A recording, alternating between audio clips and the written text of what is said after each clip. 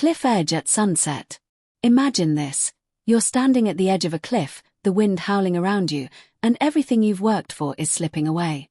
What if I told you that one quiet strength, patience, could pull you back from the brink and lead you to heights you never dreamed of?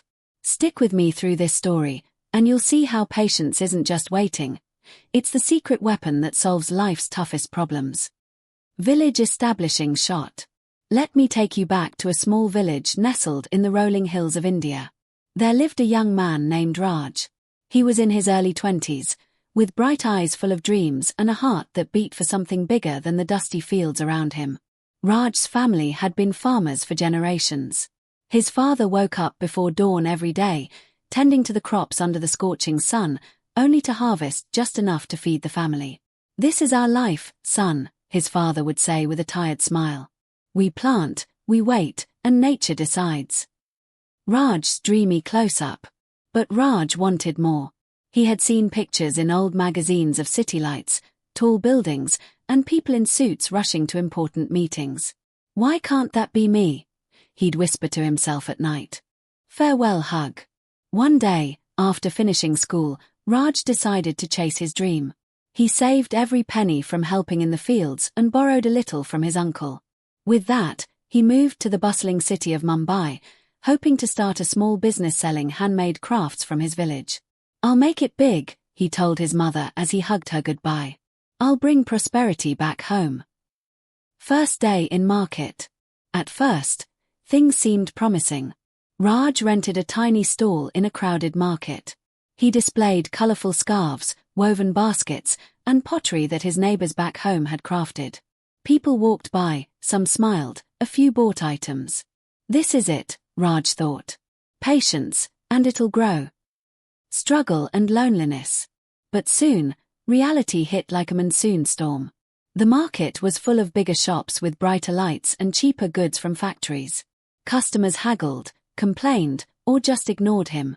Days turned into weeks, and his sales barely covered the rent. Raj felt the weight of it all. He missed his family's simple meals and the quiet evenings under the stars. "Why is this so hard?" he'd ask himself, staring at the empty stall. Loneliness crept in. He called home less often because he didn't want to admit he was struggling. Old vendors' advice. One evening, after a long day with no sales, a kind old vendor next door noticed Raj's slumped shoulders.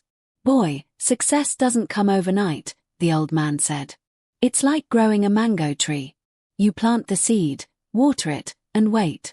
Storms come, leaves fall, but if you stay patient, the fruit will ripen." Flooded market crisis. Raj nodded, but inside, doubt gnawed at him. He started waking up earlier, walking farther to find better suppliers, even learning to smile through rejection. But the challenges kept piling up. A heavy rain flooded the market one week, ruining half his stock. Then, a new competitor set up right across from him, selling similar items at lower prices. Raj's savings dwindled to almost nothing. He ate cheap street food, slept on a thin mat in his stall, and fought back tears when thinking of his parents' worried faces. Turning point. Night of reflection. The turning point came during a festival season. Raj had poured his last rupees into buying extra inventory, hoping the crowds would bring luck. But on the big day, a strike shut down the trains, and fewer people showed up. By afternoon, he'd sold only 2 scarves. Anger boiled inside him. "This is pointless," he shouted to no one, kicking a basket in frustration. He packed up early, ready to quit. "I'll go back home tomorrow," he decided. "Farming is better than this humiliation." That night, as Raj lay awake in the dim light of his stall, memories flooded his mind. He remembered his grandfather's stories about the Great Famine years ago. "We lost crops, went hungry," his grandfather had said. "But we didn't abandon the land. We waited, replanted, and the earth rewarded us." Raj sat up, his heart racing. Wait, that's it. Patience isn't giving up, it's holding on when everything screams to let go. A spark ignited in him. Instead of packing to leave, he unpacked. "One more try," he whispered. Renewed energy. The next morning, Raj opened his stall with renewed energy. He didn't just sell, he shared stories. "This scarf was woven by my aunt in the village," he'd say to passers-by. "It carries the warmth of home." People started listening. A young woman bought one, then told her friends. Word spread slowly, like ripples in a pond. But Raj waited. He didn't push, he let it build. Weeks passed, and something magical happened. Customers returned. They asked for more village crafts. Raj contacted home, and his family sent fresh supplies. He expanded his stall a bit, added lights, and even hired a helper.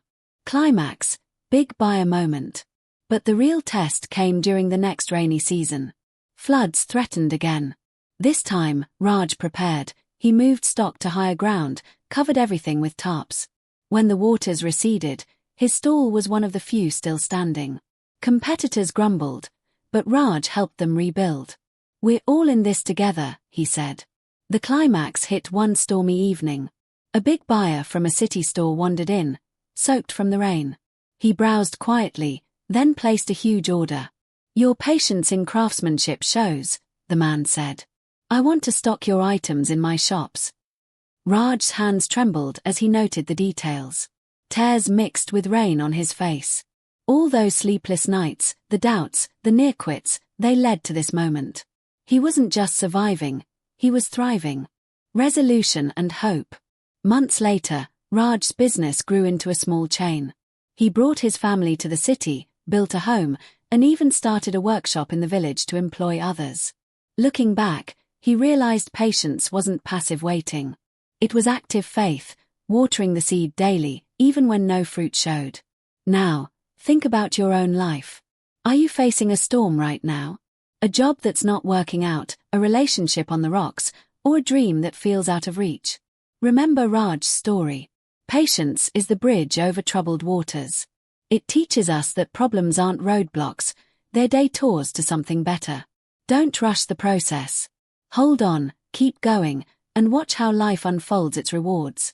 As the old vendor said, success is like that mango tree.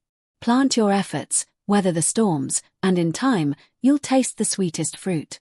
So, next time impatience knocks, smile and say, "Not today." You've got the power within you. Keep believing, keep patient, and keep moving forward. If this story touched you, like and subscribe for more tales that inspire. Until next time, stay strong.